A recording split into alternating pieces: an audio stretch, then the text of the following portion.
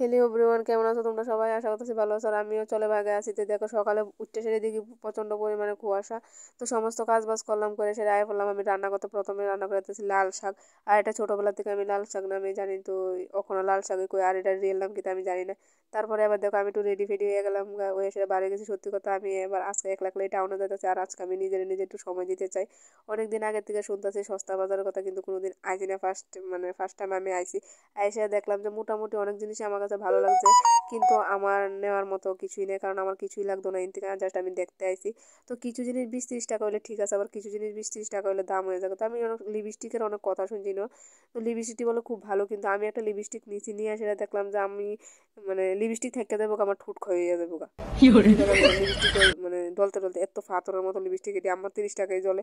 তারপরে এদিকে আমি এক কাপ চা লই এলাইছি, কিন্তু আবার লাই এসে এদিকের মানুষের করেছি চা দিয়ে তো বাজে কিলিকে বেডি তো আমাদের আগ করে ছেড়েছে, কারণ এত ফাংশন চা। তারপরে এদিকে কিছু ফুলের চারা নিতাম আমি আয় হয়েছি, কারণ ওখানে আমার ফুল গাছের প্রতি শখ জাগছে। তো ফাইনালি আমি যে কারণে বাড়ি থেকে বাড়িছি, আমার শান্তির জায়গা এটা লক্ষ্মীনারায়ণ বাড়ি। এদিকে এদিকে সুন্দর সুন্দর দুটো বউ জামাই। তারপরে আয় সেটা সব ফাইনালি আমি মন্দিরটা বন্ধ পাইছি, আর আমার এত কষ্ট লাগছে বন্ধ পাই সেটা। তারপর আমি যে কারণে আইছি, কারণ দুঃখের মাথাটা দিদি আমি গেলাম জগন্নাথ বাড়িতে। তো জগন্নাথ বাড়িতে আয়েসা কত বইয়া রয়েছে, আমি এক লাখ লই শান্তি মতো বইয়া রয়েছি। বইয়া সেটা আমি এত আগে থেকে জগন্নাথ বাড়িতে আই, ফাইনালি আমি এবার এসে জানছি যে এদিকে মাছের খাবার দেওয়া যায় পুকুরের মধ্যে। তো আমিও দিয়ে লাইলাম খাবার দিয়ে সেটা আমি এদিকে আইসি, আর মোমো খাইতাম না, এটা তো হইতেই পারে না। আমি অপেক্ষায় থাকি যে কবে রাজবাড়ির সামনে আমার মোমো খাবো। তো তারপরে ফাইনালি এদিকে এসে আমি মোমোটা খাইলেছি, খাই সেরে আবার আইসক্রিম খেলেছি। আর ফাইনালি আমার দেখে মনে হচ্ছে যে আমার 35-40 বছর চলতেছে।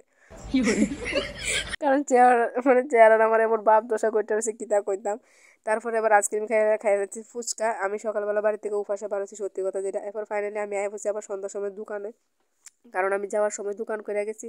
কিছুক্ষণ সময় আয়েসের আবার দোকানে আছি, আবার বাজার রাত্র 9টার সময় আমি বাড়িতে আইছি। আর ফাইনালি আমি গেছি ঠাকুর মন্দিরে, একটু শান্তির জায়গাটাতে একটু শান্তি দিতে হইতাম। আর রাতের সময় একটা বাবার ফটো আনছি, বলে বাবার ফটো আনছি। তো আমি অনেক দিন পরে নিজের সময় দিয়ে একলা একলা খুব ভালো লাগে। জীবনে বহুত কষ্ট করছি, আবার নিজের একটু সময় দিতে চাই।